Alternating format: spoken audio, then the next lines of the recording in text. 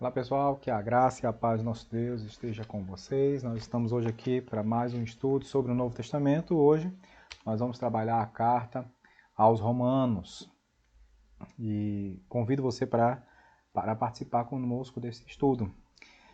Queridos, como alvo da nossa lição, nós temos o reconsiderar os principais valores da vida cristã apresentados em Romanos, motivar-se na busca de um padrão mais elevado de vida cristã, identificar no exemplo de Paulo em Romanos as áreas da vida cristã que ainda precisam ser trabalhadas. Eu quero chamar a atenção para esse segundo e terceiro alvos, porque a gente tem, às vezes, um conformismo com a nossa postura. E até Romanos 12 vai dizer assim, não vos conformeis com este mundo. Né? Então a gente não precisa se conformar com a nossa postura anterior. Sempre buscando um padrão mais elevado, sempre buscando um padrão à altura do chamado de Cristo. O cristão, enquanto está aqui nesse plano, ele está se preparando para as moradas celestiais. Isso se chama santificação. Começa desde a conversão e vai até o momento em que Deus nos chama para a glória eterna. Então não abra mão de melhorar, não abra mão de crescer espiritualmente, de amadurecer espiritualmente. Isso é algo que é importantíssimo para a nossa vida espiritual. A Epístola de Paulo aos Romanos ela foi escrita para um grupo de cristãos que se encontrava em Roma e que o coração de Paulo ansiava por visitar. Provavelmente a igreja foi iniciada com alguns convertidos que residiam em Jerusalém na ocasião da descida do Espírito Santo e que voltaram a Roma divulgando a fé em Cristo. Então aqui a gente percebe que um grupo de pessoas, o que é mais provável, né, que eles estavam em Jerusalém, receberam o evangelho e quando voltaram a Roma, ali começaram a compartilhar esse evangelho com as pessoas. Continuando, né, nossa parte introdutória, a gente faz aquele panorama, né, da epístola e ela faz parte do grupo das epístolas de Paulo, né, essa sequência que nós vamos começar a partir de hoje, né, são escritos do apóstolo Paulo. A data é de 58 depois de Cristo. Paulo, na ocasião, estava em Corinto e escreveu aos crentes em Roma. O alvo são judeus, cristãos e gentios, até por conta das referências que são feitas dentro da carta, né? Então tem muita referência do Antigo Testamento que faz muito sentido para os judeus. E aí ele, como também tinha cristãos que não eram judeus em Roma, ele apresenta essa característica assim, do Antigo Testamento para o judeu, ele compreende bem e explica para aquele que não tem essa familiaridade com o Antigo Testamento. A expressão-chave é justificação pela fé. A gente vai ver essa marca dentro da obra de Paulo. E também o versículo, Romanos 1, versículos 16 e 17, que diz, não me envergonhe do Evangelho, porque é o poder de Deus para a salvação de todo aquele que crê, primeiro do judeu, depois do grego, porque no Evangelho é revelada a justiça de Deus, uma justiça que do princípio ao fim é pela fé. Como está escrito, o justo viverá pela fé. Amém. Então nós vamos perceber que o livro ele está dividido nessa, melhor, a carta, né? Se você me ver chamando livro ao longo dessa exposição, desse estudo, não se preocupe não, viu?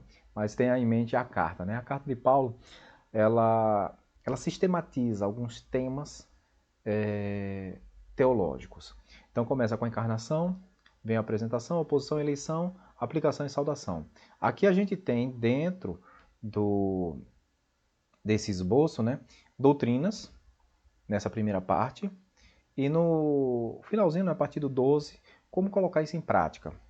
Então a gente vai perceber. Então Paulo ele se concentra, né, nessa apresentação sistematizada, né? Quando a gente fala teologia sistemática, é porque sistematizou por temas, né, essa apresentação das doutrinas bíblicas, que elas estão dispostas na Bíblia, né, de maneiras assim, separadas, né? Ele vai se sistematizando pelos versículos, vai separando, organizando, e aqui Paulo organiza isso de maneira temática. Em uma frase, a doutrina cristã apresentada de maneira sistemática para a igreja em Roma. Veja que é a igreja em Roma, viu? Não é a igreja de Roma, não, viu? E aqui a gente tem alguns temas teológicos que são próprios desse material. A gente tem aqui, em relação à carne e o espírito, como é que a palavra carne ela aparece na carta aos Romanos, né? A primeira ocorrência, né, Romanos 2:28, a carne como sendo o corpo da gente, né? Esse corpo físico. Também ele fala da carne como sendo a descendência natural humana, uma natureza fraca, a natureza humana de Cristo, a velha natureza do cristão, a natureza humana não regenerada. Então a gente vai perceber que quando Paulo fala em carne, tem essas acepções dentro da carta. Quando fala de espírito, ele está falando da parte espiritual do ser humano, né, dessa parte transcendental do ser humano, e também fala sobre o Espírito de Deus, ou o Espírito Santo. E quando a gente trabalha a questão das implicações para a morada e a operação do Espírito Santo no cristão, a gente vai ver que comunica a vida, dá liberdade, supre a vida dos filhos de Deus, intercede pelo povo, santifica os cristãos, é o penhor do futuro. Então, assim, qual é o papel do Espírito Santo na doutrina que encontramos na Carta aos Romanos?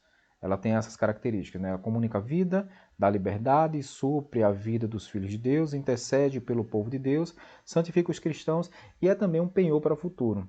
Então, assim, nós temos uma garantia, o Espírito Santo em nós é uma garantia que desfrutaremos da glória do Senhor. Há outros temas também. O próximo tema é sobre a lei. O que significa a lei? Em alguns momentos está significando só o Pentateuco, a referência dos 5 primeiros livros da Bíblia. Quem não sabe, a Torá judaica é o Pentateuco, são os 5 primeiros livros da Bíblia. Outros momentos ele está falando da lei como todo o Antigo Testamento, e ele toma porque o que acontece? A gente tem 3 divisões da Bíblia hebraica, que é a lei, os profetas e os escritos, que aí entra Salmos, Provérbios, Eclesiastes, alguns livros históricos.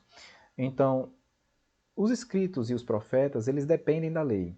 Eles não trazem nada novo, eles não apresentam uma lei nova, eles não apresentam doutrinas novas. As doutrinas do judaísmo estão dentro da lei. Então, o que acontece nesses outros livros? Uma reivindicação, uma cobrança dos profetas para que as pessoas voltem para a lei, uma apresentação do sentimento das pessoas em relação à lei, como se dava, era rebelde e foi de encontro à lei do Senhor e por isso amargou um futuro terrível, né? A um presente terrível também. Então, a gente vai perceber que quando o povo caminha de acordo com a lei do Senhor, está bem, quando não caminha com a lei do Senhor, sofre as consequências desse abandono à fé, né? Dessa apostasia da fé. Então, saiba sempre disso. A lei, né, os 5 primeiros livros da Bíblia, elas dão base para todo o restante do Antigo Testamento. Continuando nessa questão dos temas doutrinários, né, a gente fala sobre a depravação do homem e a ira de Deus, né? Romanos ele revela a condição depravada dos seres humanos que praticam coisas inconvenientes, são passíveis de morte, são indesculpáveis, são culpados independente da raça, estão debaixo do pecado, são pecadores e estão separados de Deus, são inimigos de Deus. Então a gente vai perceber que ele vai revelar essa condição do ser humano. Todos pecaram e estão afastados da glória de Deus. A gente pode até resumir dessa maneira. E aqui tem uma tabelinha que a gente vai perceber como é que se deu isso, né? Por parte do homem, qual foi a reação de Deus em relação a isso? Eles mudaram a glória de Deus e Deus os entregou às suas imundícias. Mudaram a verdade de Deus e Deus os entregou às paixões infames. Desprezaram o conhecimento de Deus e Deus os entregou a uma mentalidade reprovável, né? Então, a gente vai perceber que quando nos afastamos da palavra, consequentemente, nós ficamos... a gente pode até dizer o seguinte, né? A gente fica vulnerável, né, a essas ações, essas atitudes, esses pensamentos, e a gente precisa ter muito cuidado com isso, né? E aí a gente chega na parte central da exposição desta carta, que fala sobre a doutrina da justificação. É, justificado pela fé significa que a salvação não depende dos sacramentos, não depende do que a gente faz ou deixa de fazer, não é da obra, mas essa justificação ela acontece mediante a um processo chamado graça, que vem da parte de Deus. Então, assim, ela não nos torna justos, ela nos declara justos mediante a fé no único que é justo, que é Jesus Cristo, né? Então, nós somos declarados justos por aquele que intercede por nossas vidas, por aquele que salva as nossas vidas.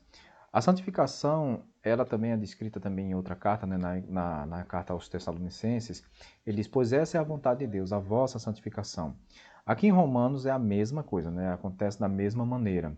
A gente tem no capítulo 7, Paulo ele insiste que o ser humano ele precisa estar lutando contra o pecado. Esse ensino que nós temos sobre a santificação, ele precisa ser algo que esteja presente em nossas vidas, algo prático.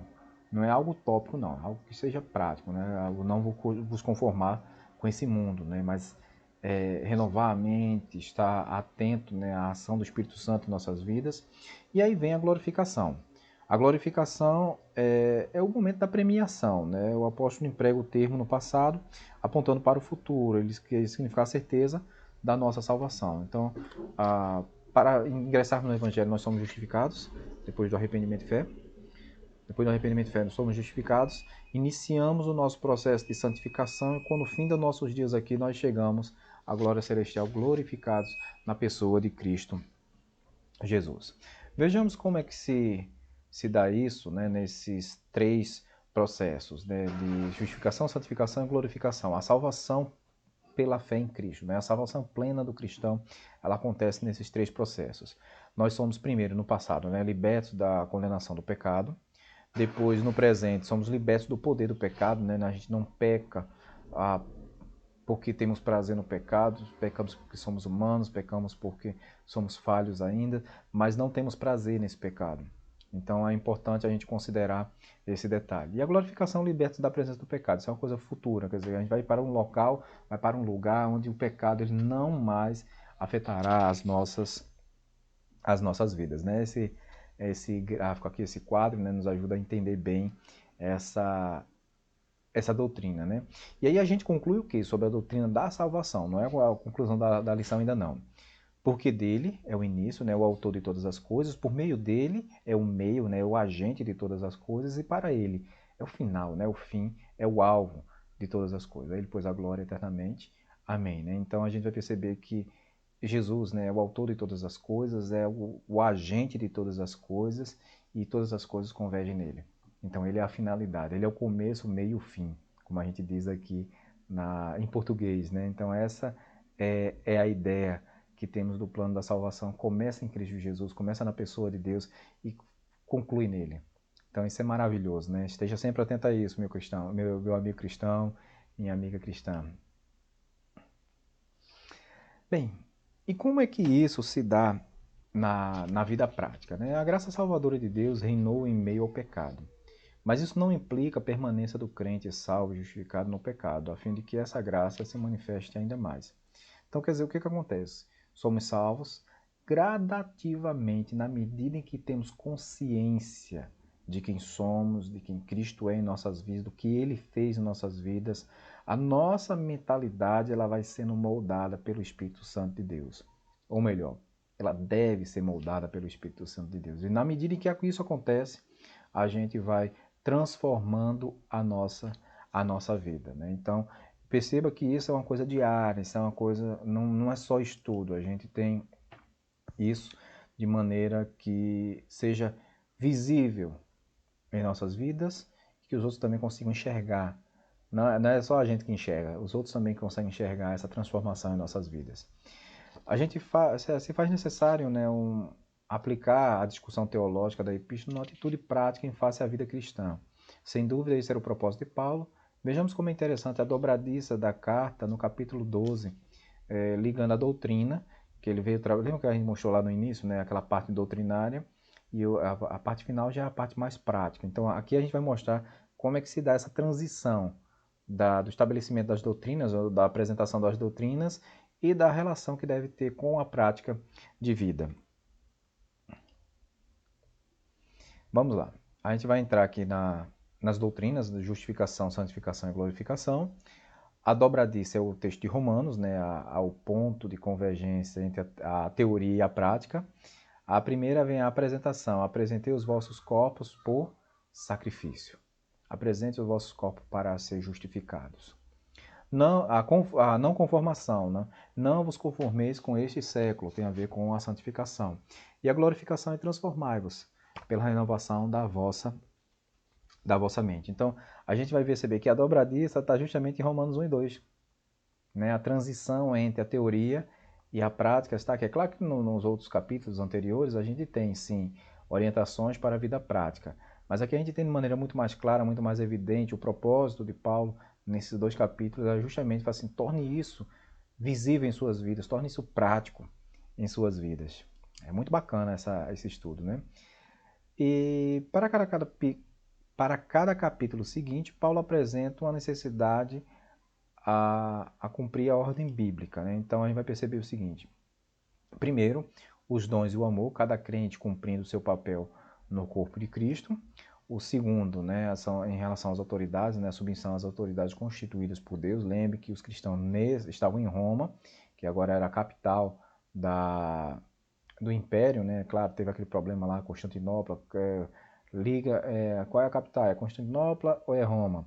Mas até como a gente diz, né, o Império Romano estava mais centralizado em Roma, esteja submisso a essas autoridades, orem por elas, é o que a Bíblia nos orienta. A sequência, né, a liberdade cristã, o saudável relacionamento entre os fortes e os fracos. Perceba que tudo isso aqui é a partir do capítulo 12. Capítulo 12, capítulo 13, 14, e a gente vem no capítulo 15, a abnegação, né, o desprendimento do que não traz edificação. Então, a gente vai notar que quando Paulo ele orienta os crentes nessa vida prática, ele dá alguns conselhos para a vida do dia a dia, né, para a vida do cidadão. E isso é muito bacana, né? Porque aí ele está sendo bem direto, não venha dizer que eu não falei essas coisas, né? Eu orientei. E aí o capítulo 16, né, que é o finalzinho da carta, vem aquela recomendação na primeira parte, as saudações que são comuns nesse gênero, né, escriturístico. Há algumas outras recomendações, né? Aqui o autor vai recomendação, saudações, demonstrações, né? Um processo exortativo nesses versículos, né, 17 a 20. E aqui vem aquela finalização da carta que a gente chama de doxologia, né? A ele a glória para todo sempre. Amém, né? Então, a gente percebe dessa maneira, né? Recomendando a FEB, saudando alguns amigos, transmitindo alguns pensamentos e exaltando a Deus. Veja como aquele quadro, veja como a gente transformou aqui em um período, né? Recomendando a FEB, são recomendações, saudações, né? Saudando alguns amigos, transmitindo alguns pensamentos e exaltando a Deus, né? Tem aqueles outros 2 pontos, né? Paulo conclui essa bela obra chamada Epístola aos Romanos. Depois de examinar essa carta, procure, veja só aqui a orientação que o autor da revista nos dá. Procure reafirmar o seu compromisso com Cristo. Não é com o pastor, não é com o irmão A, não é com o irmão B, é com Cristo. Reafirme qual é o seu compromisso com Cristo. Convive em plena harmonia com as pessoas que constituem a sua igreja local. Transforme sua igreja num lugar bom de estar, num lugar bom de se conviver, num lugar ótimo, excelente, importante para buscar a Deus. E com certeza estaremos fazendo a vontade do Senhor. Eu desejo a você, meu querido e minha querida, um excelente final de semana, um domingo abençoado. E nós vamos nos encontrar na próxima semana. Vamos começar a carta aos Coríntios. Deus abençoe você.